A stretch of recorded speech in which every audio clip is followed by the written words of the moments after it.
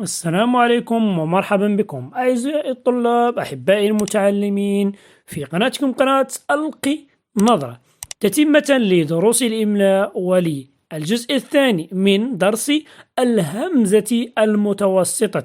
مر بنا درس الهمزة المتوسطة على الألف، إن احتجتموه فإنه في الوصف أسفله، والآن نمر إلى الواو أو الهمزة المتوسطة على الواو. بداية كالعادة نصلي ونسلم على خير البرية محمد صلى الله عليه وسلم.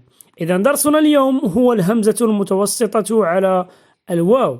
وقبل البدء في شرح الدرس دائما سأعيد وأعيد حتى أنتهي من هذه السلسلة بتذكيركم بصراع الحركات، وأقول هذه هي القاعدة السحرية التي أخبر بها تلاميذتي الأعزاء داخل الأقسام كي يفرقوا أو كي يتعلموا كيف تكتب الهمزة في وسط الكلمة بدون عناء أو حفظ للقواعد، فقط نحفظه من صراع الحركات. وصراع الحركات هذه الحركات هي الكسرة والضمة والفتحة، وفي الأخير حركة السكون. هذه الحركات الحركة الأقوى هذه الحركات تمر بمبارزة وبمقابلة ومباراة فيما بينهم، وأقوى هذه الحركات التي تفوز دائما الكسرة في المرتبة الأولى، تليها الضمة، أما ثالث الحركات فهي الفتحة، أما آخر الحركات والضعيف والذي ينهزم دائما السكون.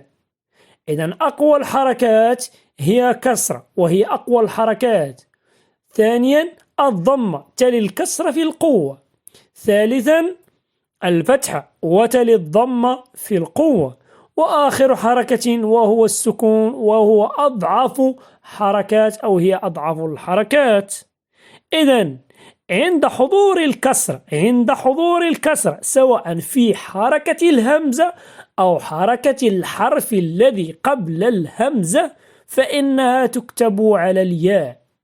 عند غياب الكسرة وحضور الضمة تكتب الهمزة على الواو.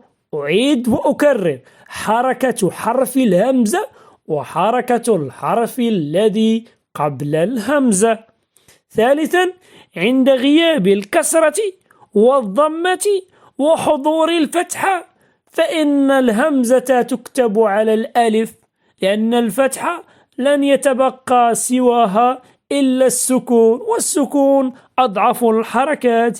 إذن عندما تحضر الفتحة وحدها أو مع السكون في حركة الهمزة أو الحركة الذي قبلها تكتب على الألف. إذن درسنا اليوم سيكون الهمزة المتوسطة على الواو. إذن قبل أن نبدأ في الدرس نمر بأول شيء بتذكير مهم. التذكير يقول: عند غياب الكسرة وحضور الضمة تكتب الهمزة على الواو. إذن عندما أقول غياب الكسرة فلا يهمني الفتحة ولا تهمني السكون. اتفقنا؟ عند غياب الكسرة وحضور الضمة سواء كانت الضمة وحدها أو معها الفتحة أو معها السكون فإن الهمزة المتوسطة تكتب على الواو. لماذا؟ لأن قلنا الضمة هي ثاني أقوى حركة، فإنها تهزم الفتحة وتهزم السكون. جيد. إذن تكتب الهمزة المتوسطة على الواو في 5 مواقف. أولهم إذا كانت مضمومة بعد ضم، أي حركة الهمزة الضمة وحركة الحرف الذي قبل الهمزة أيضا مضموم فإنها تكتب على الواو. مثال: شؤون، شؤون، شؤون. إذن حرف الهمزة أو لديه الضمة، والحرف الذي قبل حرف الشين شو أيضا لديه الضمة، تقابلت الضمة والضمة، إذن الضمة هي الفائزة. إذن ستكتب الهمزة المتوسطة على الواو. جيد. في المرتبة الثانية إذا كانت مضمومة بعد فتح، أي تقابلت الآن الضمة بعد الفتحة أو مع الفتحة، إذن حركة الهمزة مضمومة، والحركة التي قبلها أو حركة الحرف الذي قبلها مفتوح. إذن تكتب على ماذا؟ على الواو. لماذا؟ لأن الضمة تغلب الهمزة. جيد. مثال: رؤوف، رؤوف، رؤوف. همزة أو حرف الهمزة ماذا فوقه؟ الضمة. والحرف الذي قبل الهمزة الراء ماذا فوقه؟ حركة الفتحة. رؤوف، رؤوف. جيد. ننتقل إلى المرحلة الثالثة إذا كانت مضمومة بعد سكون. جيد. إذا كانت مضمومة بعد سكون، أي حركة الهمزة الضمة، والحركة الحرف الذي قبل الهمزة السكون. مثال: مسؤول، مسؤول. إذن حرف الهمزة ماذا فوقه؟ ماذا فوقه؟ الضمة. جيد. وحرف السين ماذا فوقه؟ السكون. إذن تقابلت الضمة والسكون، على ماذا تكتب الهمزة؟ على الواو. جيد. مسؤول. نعم. في المرتبة الرابعة إذا كانت مفتوحة بعد ضم، ركزوا معي. في المرتبة الثانية هي مضمومة وقبلها حرف مفتوح، الآن هي مفتوحة وقبلها حرف مضموم. إذا تقابلت الفتحة والضمة، على ماذا ستكتب؟ على الواو. جيد. لأن الضمة تفوز على الفتحة.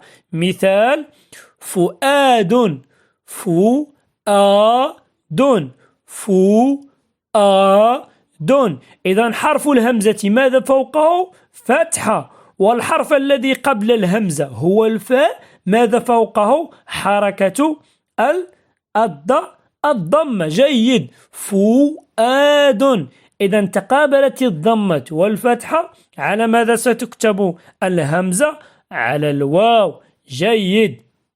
وفي الأخير إذا كانت ساكنة بعد ضم، هنا أيضا عكس المرتبة الثالثة، كانت مضمومة وقبلها سكون، الآن هي ساكنة والحرف الذي قبل الهمزة مضموم. إذن عندما يتقابل السكون والضم، على ماذا ستكتب؟ على الواو. ركزوا دائما، أعيد وأكرر. ألاحظ حركة حرف الهمزة وحركة الحرف الذي قبلها. جيد. مثال: مؤمن، مؤمن، مؤمن. إذن حرف الهمزة ماذا فوقه؟ سكون، والحرف الذي قبلها ما هو؟ حرف الميم، ماذا فوقه؟ ضمة، مؤمن. إذن تقابلت الضمة والسكون، على ماذا ستكتب؟ على الواو، لأن الضمة تفوز على السكون. أكرر: الهمزة المتوسطة تكتب على الواو إذا كانت مضمومة بعد ضم، إذن الضمة وحدها، أو مضمومة وقبلها حرف مفتوح، أو هي مفتوحة وقبلها ضمة، أو هي مضمومة وقبلها سكون، أو هي ساكنة وقبلها حرف مضموم.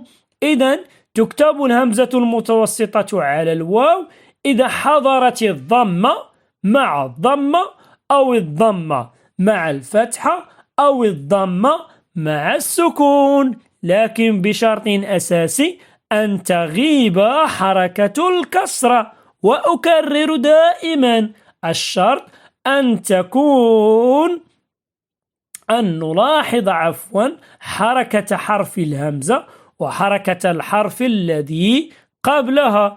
جيد. إذا إلى هنا أقول لكم أعزائي متابعي قناتكم قناة القنادرة، إلى اللقاء في الجزء الثالث في الهمزة المتوسطة على الياء إن شاء الله.